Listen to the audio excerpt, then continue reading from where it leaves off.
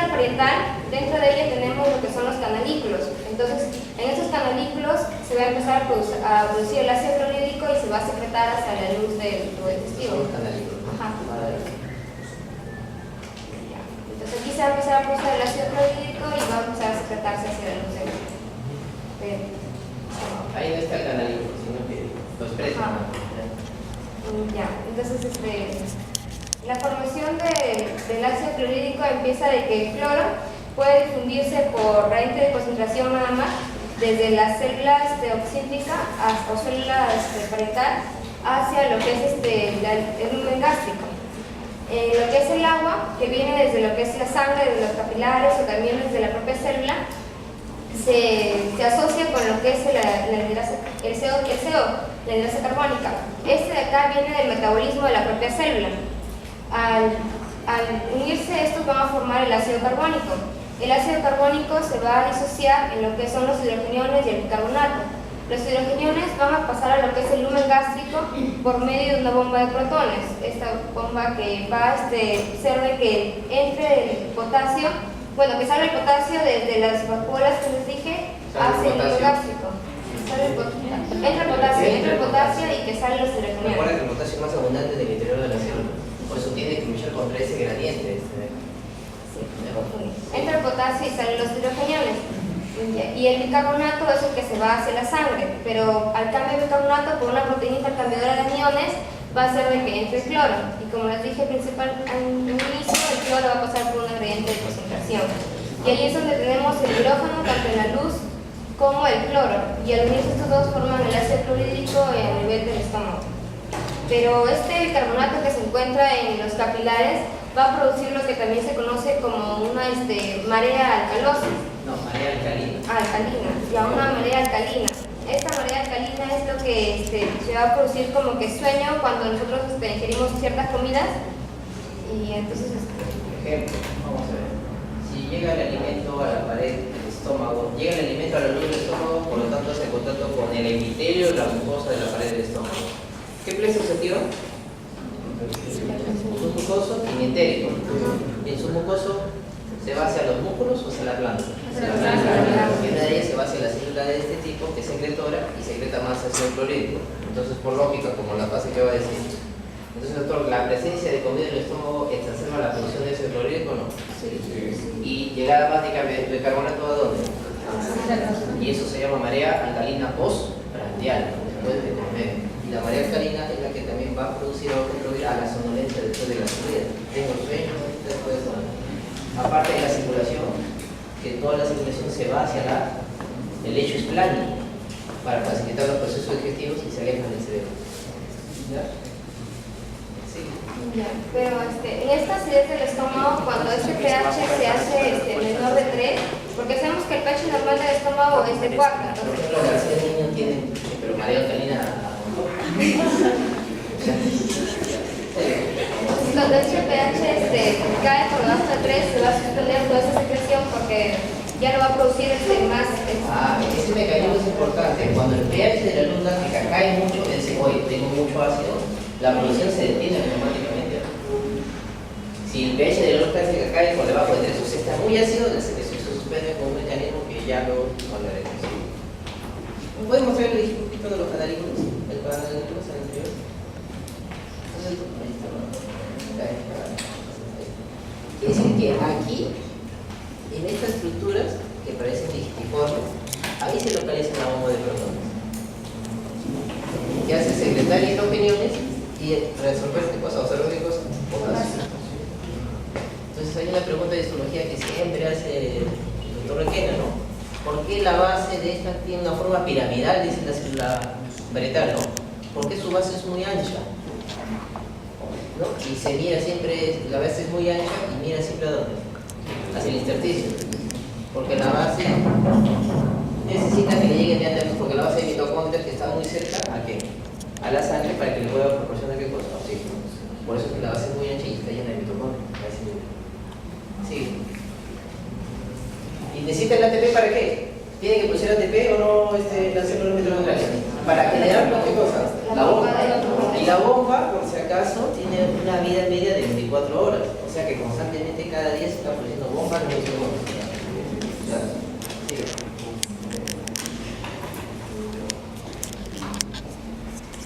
Activación del pepsinógeno. El pepsinógeno se puede dar por dos formas, ya sea bueno, después les voy a explicar acerca de las fases, por ingesta de comida. Cuando nosotros ingerimos comida se produce lo que es la distensión del estómago. Entonces, la distensión del estómago va a activar a un receptor que se encuentra entre el lumen del estómago y la mucosa gástrica. Primero, antes de explicar cómo tenemos que orientarnos, dónde vamos a trabajar, dónde vamos a batallar. La mucosa, ¿de qué estaba compuesto? Dijimos ella. Componente epitelial, que puede ser de revestimiento, puede ser glandular.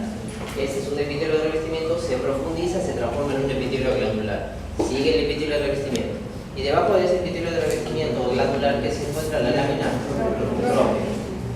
¿No? O sea que la mucosa está compuesta de ¿qué? De epitelio y lámina propia. ¿Qué célula de la mucosa gástrica tenemos?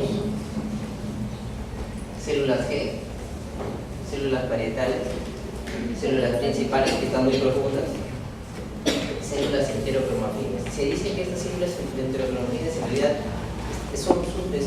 son más subepiteliales que epiteliales. ¿Ya? Célula G, ¿secreta qué? Gastrina. ¿Qué secreta la célula enterocromafina? Histamina. ¿Qué secreta la célula principal? Pepsinógeno.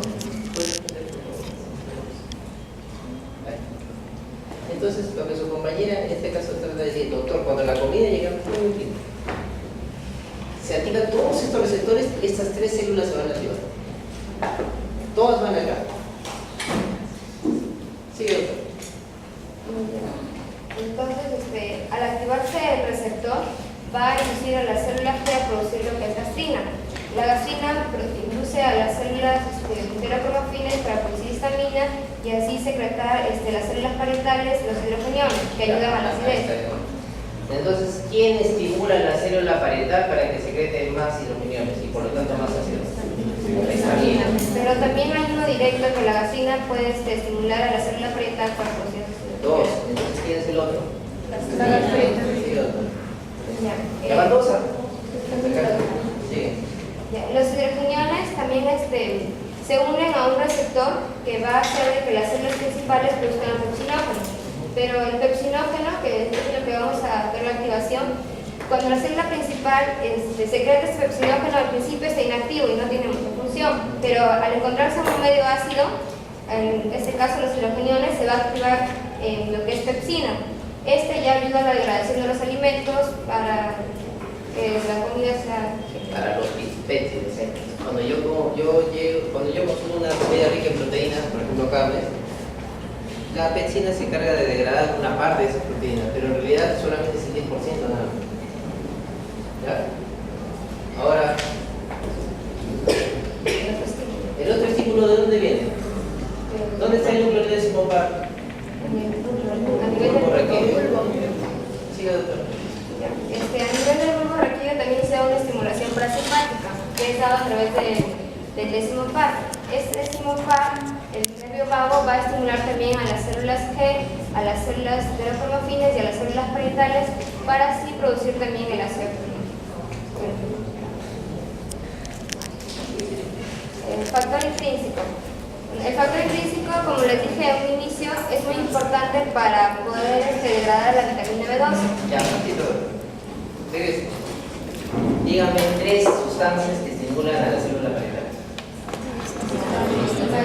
La histamina. ¿Quién produce la histamina? ¿Está en la mucosa o no? Sí. Otra. Producida por qué célula. Y finalmente otra. ¿Quién? Acetilcolina, porque el nervio vago produce ¿qué? Acetilcolina. ¿Sí o no? ¿Dónde están las células G? ¿En qué parte del estómago predominantemente?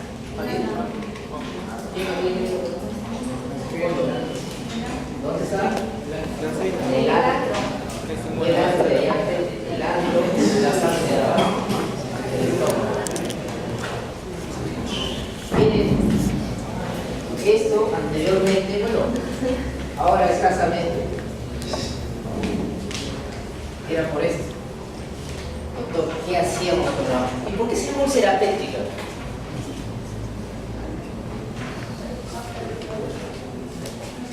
¿Cuál es el nombre? ¿Dónde es el péptico? Doctor, yo conozco úlcera gástrica, yo conozco úlcera duodenal, y los dos son úlcera péptica. ¿Por qué? ¿Por el lugar donde se encuentra?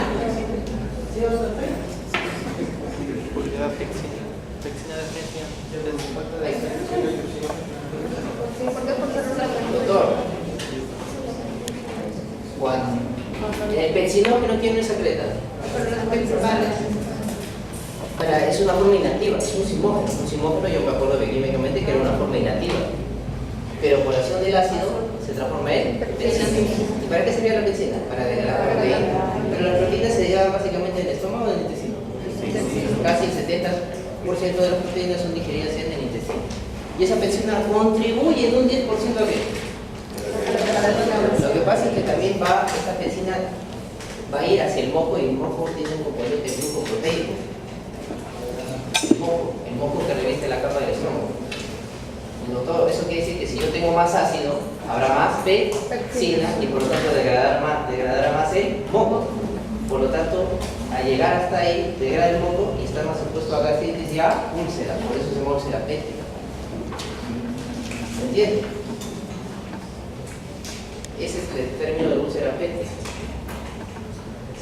O sea, doctor, a más acidez, más pectina, y eso contribuye, los dos se transforman de manera agonista y lesionan la mucosa del estómago, ¿sí? Que luego posteriormente va a llegar más ácido al duodeno y lesionará la mucosa del duodeno, así es.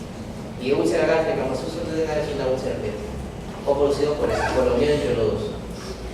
Ahora, el problema estaba en que un tratamiento anteriormente era en qué condición.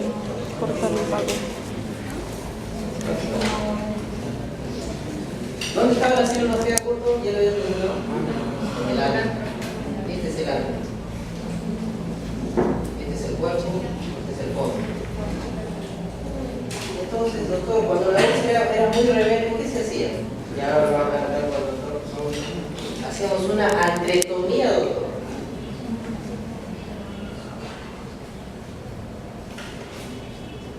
Antrectomía. Y como yo sé que el nervio vago son dos, que va por acá, hacemos una vagotomía. Si yo le quito el antro, ¿qué célula estoy sacando? La que por lo tanto ya no habrá que gastrina. Si me sacaba esto, ya no había gastrina. Uno se fue, el otro. Vagotomía. Acetilcolina. ¿Quién me quedaba? La histamina. Pero parece está la betina, que es antihistamínica. Ranitidina, que es antihistamínico, H2. Pero ahora, pero ese es un tratamiento, por si acaso, que se hacía frecuentemente. Ahora ya el tratamiento ya es predominantemente no quirúrgico. Pero tenía una base fisiopatológica el tratamiento. Pero yo le hago el gasto porque le estoy sacando la santa. Le hago una vagotomía porque le estoy sacando ¿qué? El acetilcolina. Y la histamina que queda, darle furadidina que actúa contra la histamina. Es un antihistamínico H2, un bloqueador H2. Ella lo va a decir. Y esa no fue la función del pecino. Todo eso es fácil.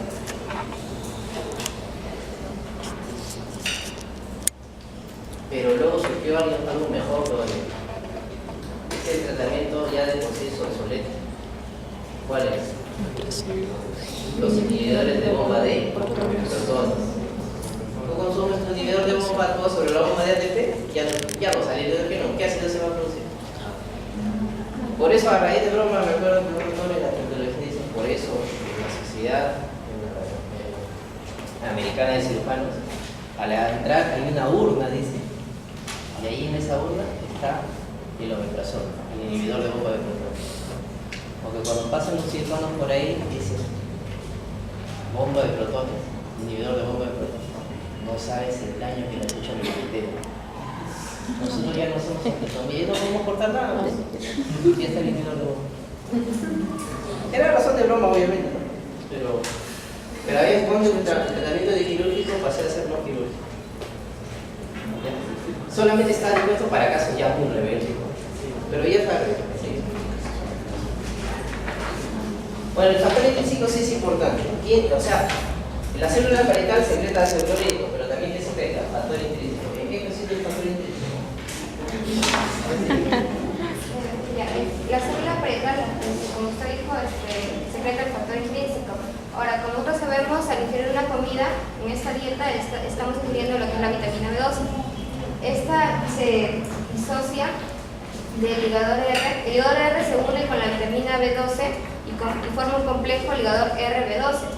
Y la dieta se separa ya de la vitamina B12, que es lo que nosotros queremos. Este complejo, al salir a nivel del litio en la célula parietal, al secretar lo que es el factor intrínseco, se va a unir al complejo y forma el complejo factor intrínseco complejo ligador R más B12. Aquí ya está bien. Pero como sabemos, a nivel de lo que es el páncreas también tiene ciertas enzimas, como por ejemplo las proteasas pancreáticas. Las proteasas pancreáticas secretan ciertas enzimas que hacen que se disocie lo que es el ligador R de lo que es el complejo factor intrínseco B12. Estas viajan a través del duodeno y a nivel de las glándulas del enterocito hay un receptor, que es el receptor para este complejo. Y eso es lo que permite que esta vitamina se reabsorba y se vaya hacia la sangre para poder dar una nutrición. En el caso de que no exista la célula parietal o que esté dañado el factor intrínseco, es muy importante porque no solo nos puede producir una clorhidria, o sea, como decir una falta de secreción gástrica de ácido, porque sabemos que la célula parietal no solo produce el factor intrínseco, sino también el ácido. Y aparte de eso, como no vamos a poder absorber la vitamina B12, también nos va a dar una anemia perniciosa. ¿Qué es otro nombre de la anemia perniciosa? La anemia megaloblástica. Megaloblástica. ¿En qué consiste? Cuando yo veo los eritrocitos son demasiado grandes y son formas más jóvenes. ¿Viste el nombre?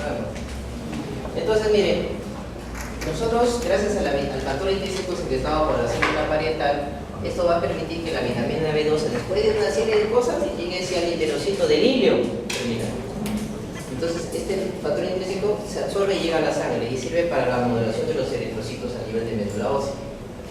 Entonces, y nosotros tenemos una reserva de B12 que es a nivel hepático, que dura 3 años.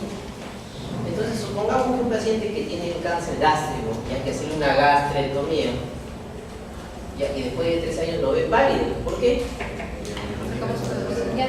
Porque primero, o sea, miren, a veces se olvidan de los detalles que tiene el señor. Le vamos a sacar el estómago, tiene un cáncer, le sacamos a sacar el estómago. Pero por el riesgo de que usted, dentro de 3 años, o antes de ese tiempo, dependiendo de cómo es su dieta, usted sufre de un tipo de anemia que es una anemia megaloblástica. ¿Por qué? Porque ya no le estamos dando el factor intrínseco, ya no se va a poder absorber. Lo bueno que el hígado tiene una reserva que dura ¿cuánto? 3 años. O sea, no vaya a ser que hoy se está desfalleciendo nuevamente, seguramente el cáncer ha venido, porque ustedes saben que los pacientes con cáncer llegan válidos, llegan demasiado delgados, con pérdida de peso. Importantísimo ese dato. O puede ser también que hay un tipo de tuberculosis, que es la tuberculosis intrapulmonar, que es la tuberculosis digestiva. Y la tuberculosis digestiva puede llegar hacia, no al estómago, pero sí al hilio, e impedir la absorción. Un paciente con tuberculosis también puede tener ese tipo de problemas, ¿no?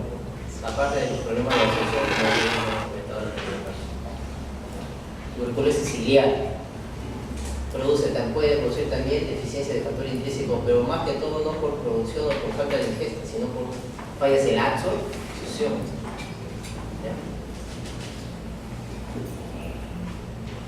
¿Dónde más ataca? La salmonella tifoidea, ¿dónde ataca más? ¿En qué parte de tu trato gastrointestinal ataca la salmonella tifoidea? Ahí que está unante la tía veneno. La tía poison.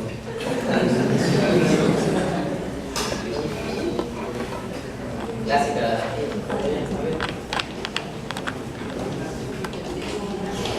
Ataca el hilio también. ¿Cuántos bordes tiene el hilio? Doctor, yo supongo que la parte del mesenterio dorsal será la raíz del mesenterio y la que está desnuda sin mesenterio, ¿cómo se llama? Borde mesentérico, y en el borde mesentérico, ahí en esos ganglios del borde mesentérico, ahí se localiza la salmonella típica. Lo malo es que se perfora. Una complicación extrema de la tifoidea o de la enfermedad tifoidea es la perforación intestinal.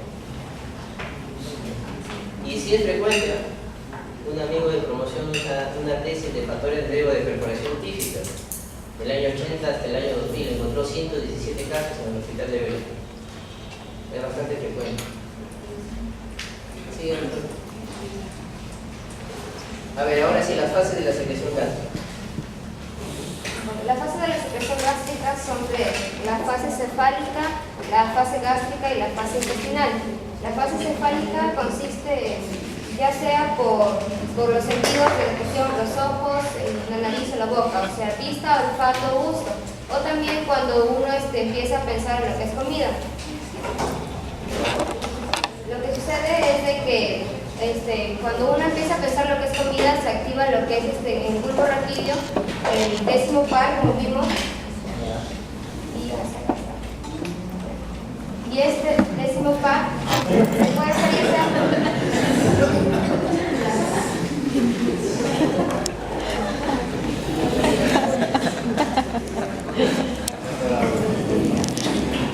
las señales nerviosas, como les dije, el décimo par se pueden generar ya sea de la corteza cerebral o si no del centro del apetito, en lo que es la amígdala o el hipotálamo. Entonces viaja hasta el bulbo raquídeo y se activa el núcleo motor dorsal del vago, el cual ya va a ir al plexo entérico formando lo que es la neurona preganglionar. El plexo entérico va a formar lo que es la neurona postganglionar y hace sinapsis y con la neurona postganglionar está formado el plexo entérico por el plexo submucoso y el plexo entérico, como dijimos en un inicio. Y esta va a hacer que en las células efectoras, las células que explicamos anteriormente, se va a producir lo que es la secreción y la motilidad, pero un solo 20%. El mayor porcentaje lo hace lo que es la fase gástrica. La fase gástrica, esa secreción lo hace un 70%. En la fase gástrica tenemos que está dado por dos motivos, ya sea por una distensión del estómago, un motivo mecánico, o por un motivo que es químico, ya sea por la comida, los péptidos, los aminoácidos. Ya en lo que es una distensión mecánica, se activa lo que es el reflejo vagovagal. El reflejo vagovagal es un reflejo largo que va a ir del vago al bulbo y va a regresar nuevamente y va a estimular el nervio vago para que aumente esa actividad de la secreción del estómago y producir más ácido. Y en cambio los reflejos locales, que son más cortos. En los reflejos químicos tenemos que está dado por lo que es la célula G. La célula G va a producir la gastrina que va a ayudar a aumentar esa secreción que se encuentra en el estómago. Pero también hay inhibidores de la producción de la actividad secretora, como por ejemplo cuando el pH es menos de 2 o aumenta la concentración de los hidrogeniones. Esto va a hacer de que las células G no se activen y no va a producir la gastrina. Al no producir la gastrina, no va a poder aumentar esa actividad secretora, que es lo antónimo a lo que le dije anteriormente.